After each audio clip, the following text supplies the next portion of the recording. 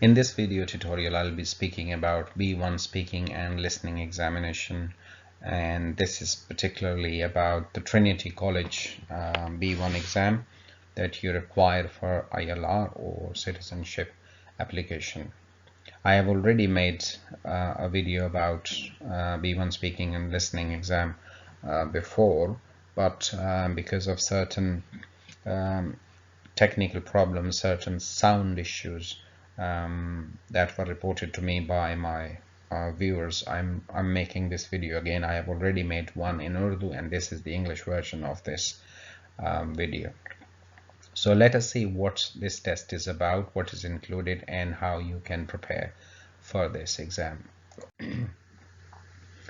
So first of all, it's better to understand what type of exam it is. This is a 10 minutes speaking and listening exam for those who want to apply for ILR or naturalization or citizenship. So first of all, you need to understand that if you are applying for ILR or if you are applying for British citizenship, you need to have two language exams, two language qualifications. One is Life in the UK, which you already know, and about which I have made videos as well, so you can check those videos if you like. And the second language qualification that you must produce is B1. Okay, so once you apply your ILR with these two qualifications, you don't need to do them again. Okay, so the same certificates will be eligible to be sent to the Home Office, so they would be valid for your citizenship application as well. So you do actually you do Life in the UK and B1 just once, but remember one thing: if you lose Life in the UK certificate, there is no alternative for that. You have to do the test again. Okay, so whatever route you are following, if you are close to applying for ILR, you have to do B1. So it's a 10 minutes of speaking and listening exam. There is no writing involved at all. It's an interaction between the examiner and the candidate, and this interaction is recorded. You have to speak to the examiner. It's a question answer session. The candidate must carry his or her identity documents with them. Okay, now identity documents are specified on the website and Trinity College. Whatever documents are approved forms of ID. So the best document is passport, and the second best, I would say, is your BRP or biometric residence permit. Okay, if you don't have these ones, then you can take other IDs and you can have a look at the list of different documents that are valid for this test, but make sure that you have an ID on you on the day of the test. And one more thing, if you book your test using your passport, but on the day of the test you don't take the passport as your ID, but you take the BRP, you will not be allowed to do the test. So that is how simple it is. So that's why it is a very, very important thing. All right, next is there are two parts of the exam which are discussed on the next slide. So let us have a look at that. Part 1 of the exam. Okay, so this is a 5 minutes part. Okay, so there are two parts, which means 5 minutes part 1, 5 minutes part 2. So in part 1, the examiner will ask you questions on the topic that you have already prepared for about 5 minutes. So we have discussed that in a different video, how to download the topic form, how to fill in the topic form, and how to prepare your topic before going to the exam.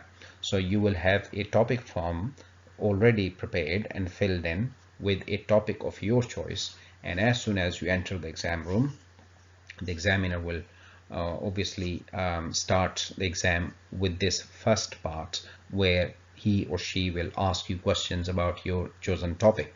Okay, the second thing is the candidate is also required to ask examiner at least one question. So during this 5 minutes conversation, you are required to ask the examiner one question, and that's very, very important. But the thing that is not important is the time of the question. You can ask the question anytime, in the beginning, in the middle, at the end, wherever you want to ask, or you wait for the examiner to ask you to ask him or her the question. That's fine too. The next thing is the candidate is required to use the language at grade 5 level to pass the exam. Okay, so what is grade 5 level English? I will talk about that on the next slide, and I will give you a full explanation of the language requirements. So you can't just speak simple language and pass the test. You need to hit certain boxes, check certain boxes. The next thing is the examiner will ask you questions at grade 5 level and initiate the conversation. So the questions that you will be asked would also be at that same level that is expected of you. Okay, conversation should be natural. So that's why I always ask my students and viewers not to memorize things. Okay, it is not rote that will help you. You need to understand, you need to be natural, you need to speak in a natural way and tone, and it is perfectly fine to make mistakes. Obviously I mean, when I'm making videos, obviously you might have noticed that I start a sentence and I think about something else, and then I leave that sentence and start a new sentence. This is called natural way of speaking. We make mistakes when we speak. Even the best person or the best speaker makes mistakes, so that is quite natural. So that is also true for the exam. Right, we will talk about the grade 5 English on the next slide. So hopefully you understand that. Let's move on to the next part. Part 2 of the exam would be something like that. In part 2 of the exam, the examiner will choose 2 topics from a range of important topics for conversation. The candidate does not know which topics the examiner will choose. Okay, on one of the next slides, you will see 6 topics for the conversation phase. Now this part 2 of the exam is also known as the conversation phase, in which there are 6 topics, and from those 6 topics, the examiner will choose 2 of them and tell you that these are the 2 topics that we are going to talk about, and then he or she will ask you questions on that. Okay. And the examiner will ask you questions about that, on that subject, those topics, and just to test your language, not the facts. Okay, it is important to use language at grade 5, and the candidate is required to ask the examiner one question in this section as well. So one question you must ask in part 1, one question you must ask in part 2 of the exam, but that is one must. Okay, it doesn't mean that you cannot ask many questions. You can ask 2, 3, whatever you like, and it is better to ask more than one question, because you want a conversation, the examiner wants a conversation, and you don't want to speak a lot, because if you just answer, it means you are speaking only. So if you ask the examiner questions, obviously the examiner will also speak. And remember that this is a 10 minutes exam. Your responses should be natural, and important topics, as I have just mentioned here, will be discussed on the next slide. Okay, so hopefully you understand this as well. If you have any questions, you can ask me. Okay, so the next thing is how to communicate effectively in this test to pass the test. Understanding the examiner questions and answering correctly is very important. So if you don't understand a question, everybody sometimes does not understand the question. So that is once again perfectly natural. If you don't understand the question, ask the examiner to repeat it. Okay, this is a very good thing for you, and you will get extra edge by asking the question, asking the examiner to repeat the question. So you can use words like please say again, sorry, repeat your question. That is perfectly fine.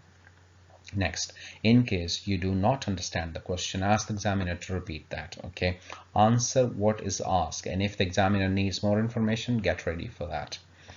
So when the examiner asks you a question, try to give a very good comprehensive answer, but do not speak a lot. Okay, do not start making a speech, because sometimes what happens is that your if your English is not very strong, then what happens is that you answer in one or two sentences, which is perfect, but when you start speaking more and more, you make more mistakes, and then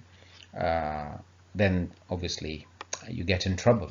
So I'm not saying that your English is weak, but I'm saying that only answer to the question that is asked.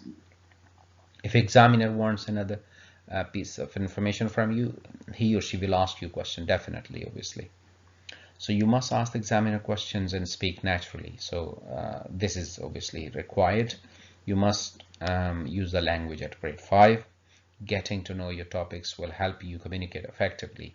Yes, it's very good idea to talk to your partner or husband or wife or children even about the topic that you have chosen for the topic form, and you can discuss these 6 topics with your family members just to get an idea of what kind of questions people can ask. You can ask them to ask you questions.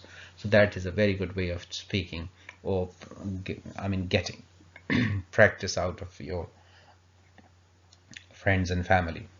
Excuse me. All right, so we move on to the next slide.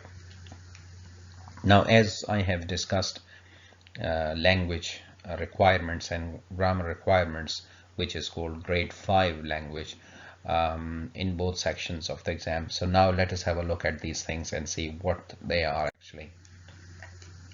So these are some of the language functions that you have to use if you want to pass B1 exam. Talking about the future, which is informing and predicting. Okay. I will give you one example for each of them to explain what these things are. So when you are talking about the future, to inform something or to predict something, you use will and shall. For example, hopefully I will go to Switzerland next year when there is no coronavirus. So this is called future. And it is also predicting, because you don't know yet. You don't know for sure whether there will be coronavirus or no. But you are hoping that things would be okay and then you will go. So that's the future tense. Expressing preferences, wishes or desires. When you like something to do, when you prefer something to do, when you want something to do, then you use this type of language. So to explain this, you should use sentences like I want to go to Scotland, I would prefer to go to Scotland, or I love to go to Scotland. So if you use these type of sentences, then it means you are expressing your preferences and wishes and desires. The next thing is you have to use simple present tense, present perfect tense, simple past and future. So I will give you one example of each of these tenses. So simple present tense. Simple present tense means I love to visit Scotland. So that is a simple present. Okay. Present perfect is when you use has or have. For example, examiner can ask you, have you been to Scotland? And you say, yes, I have been to Scotland. So you have used present perfect. Or if you haven't, then you could say, no, I have not, or I haven't been to Scotland. So this is called present perfect tense. Okay. But remember one thing, examiners know what type of language they are expecting, and they have to make you speak. So that's why they ask you questions in that tone so that you can answer. So for example, the question is, have you been to Scotland? So now the examiner wants you to use the have tense. If you can't, then obviously he knows that this is lacking, you can't speak that language function. If you do, if you speak in have or has, then he understands that, okay, fine, this language function is used very, very good or properly. Simple past. Simple past is something like that. I went to my country last year. I went to Scotland last year. It was beautiful. It was lovely. Okay, something like that. Future. I will go to Scotland. I shall visit Switzerland. I will go to see my family next year. So these are future tenses. Next is giving reasons, opinions, suggestions, and advice. So to do all these things, you need a certain type of language. For example, you shouldn't do that. We should all do that. We should not eat junk food. We should eat vegetables. Okay, we must do that. You should not do that. So these are type of things. Have you thought about doing this? So this is kind of suggestion. Stating the duration of events. So when you state the duration of events, means for how long has something been going on. For example, the examiner asks you how long have you been living in the UK, and you say I have been living in the UK for about 10 years, for about 6 years, 5 years. So this is the duration. Quantifying means when you mention the quantity of something. Quantity means when you mention how much is something. For example, how many children you have? I have 2 children. Okay, how many years have you been working? I have been working for 6 years. How many people were there? There were a lot of people. Okay, there were many people. There were so many people. So these are all quantifying words. The next thing is advantages and disadvantages of different things. So when you talk about these things, you actually say, okay, it is better to eat vegetables because they are healthy. We shouldn't eat a lot of meat because that is not very healthy. So these are kind of things that you use, kind of language functions that you use to mention advantages, disadvantages. Next is comparing and contrasting. All right, comparing and contrasting is when you use adjectives. For example, better, worse, good, bad. So for example, eating healthy food at home is better than eating junk food. Okay, eating vegetables is better than eating meat. Okay, so this is how you compare and contrast. I hope you understand. Okay, here is something very, very specific that you have to make note of, and if you copy these things, or if you write down these things and use them, you will definitely pass, I tell you. For example, talking about routines using simple present tense. On the previous slide I gave you examples, and here these are the exact language functions that I want you to use, and obviously the examiners want you to use. So I like visiting different countries is a simple present tense. So when you have to use present perfect tense, so include for, since, ever, never. I just give you one example of each. I have been living in the UK for 2 years. Since I came in the UK. Okay, ever. I have never ever been to let's say Switzerland. Just, oh, I just came back from my country. So these type of things that you have to use, right? So when you give reasons, you use because and but. Okay, so use them as well. So I like to go to Scotland because it is a very beautiful place. Okay, use will referring to the future. I have explained to you that if you use will and shall, then you are talking about future and predicting. Okay, using adjectives to quantify. For example, there were many people. There were not many people. Okay, there were a lot of people. Okay, expressing your preferences. For example, I prefer to go to Scotland, but I don't like to go to Wales. For example, I would rather prefer, or I would rather like to go to this place, not that place. So that's how you use your preferences expressions. Okay, do not use simple vocabulary, use sophisticated vocabulary, good vocabulary, the vocabulary that is needed at this point. Once you get your certificates, you will see there are a couple of things written on that: sentence structure, lexis, grammar, phonology. So these are the things that they check actually. So if you use these type of language features, and if you speak nicely and cleanly, then obviously there is no problem, you will definitely pass. Okay, I hope you understand that. If you want me to talk about them in more detail, let me know in your comments and I will definitely try to help you. Okay, important topics for the exam. Okay, so let us see that. What are the important topics? It is very important to choose and prepare a topic that gives you scope to speak language at grade 5. Yes, so sometimes topics are very limited and you can't speak good language, so you have to be very careful. For example, choosing simple topics like my best friend, my family may restrict you to use language at a very low level. Okay.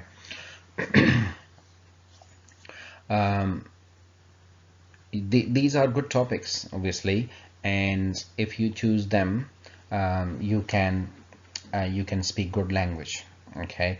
But remember, I mean, this is not important what topic you choose. The important thing is that whatever topic you choose, you use good language. Simple. Okay, we don't want to get into those difficulties and complexities. Okay, my family is a great topic, my best friend is a great topic if you can speak in a good language. Do some homework and get some information about topic, but most importantly, practice an appropriate language for the exam.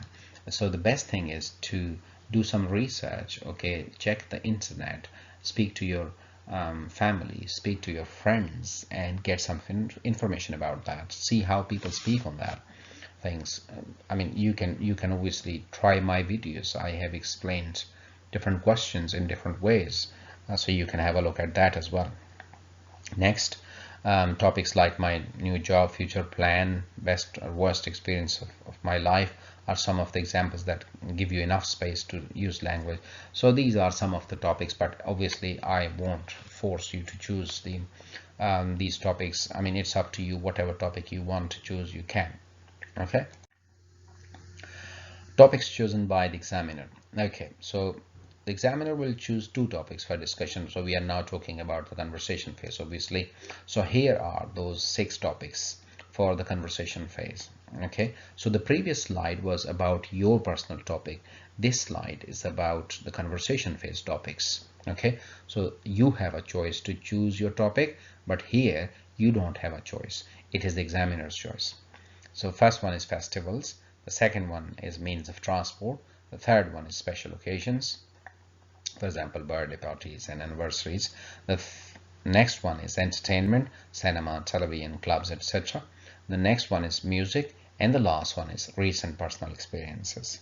Okay, so these are 6 topics. Examiner will tell you that today we are going to talk about this and this and that, whatever he or she chooses. Then they will ask you questions on that. Okay, right, this is the key to success, especially success in this test, not in every aspect of life. Remember that it is not the test of facts or your knowledge, it is the test of your language. Very simple and important thing to remember. Okay, right, so that's the end of this video, and I hope that I have explained things in a way that you understand. But still, if you have questions, you are most welcome to ask me, and I'll try my best to answer you as soon as possible. Thanks for watching, and I wish you all the best. Good luck. Bye.